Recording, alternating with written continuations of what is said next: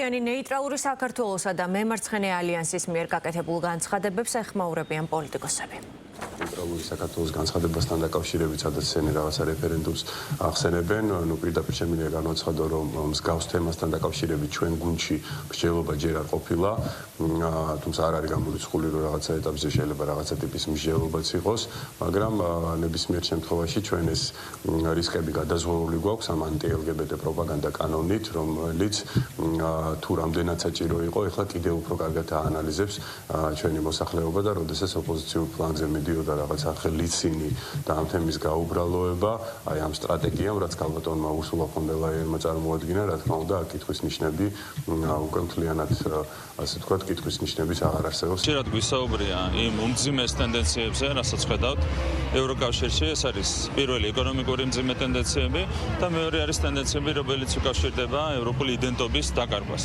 და ეს არის სრულიად მიზანმიმართული პროცესი, რომელიც გარედან არის ევროპისთვის თავსმოხვეული, სტატისტიკა ყველაფერზე მეტყველებს, სტატისტიკა არის დამძიმებული ბევრი მიმართულებით და აქ საუბარია საერთოდ კატასტროფულ მოვლენაზე, როგორც არის არასრულწლოვანი ბავშვების მიერ სქესის შეცვლა. ხო, სადამდე იყვანეს ევროპა და ევროკავშირი ამას ხედავს ქართული საზოგადოება.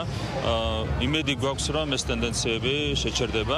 წინააღმდეგ შემთხვევაში, რა თქმა უნდა, ევროპას ემუქრება კიდევ უფრო მძიმე საფრთხე. ჩვენთვის არის შემაშფოთებელი კიდევ ერთხელ გამიმერებ ის ტენდენციები, რასაც ხედავთ ევროპაში. თუ როგორ უნდა დაუპირისპირდეთ ამ ტენდენციებს, ამაზე ხელისუფლება მიიღებს გადაწყვეტილებას, დღეს რაიმე კომენტარის გაკეთება გამიჭირდება.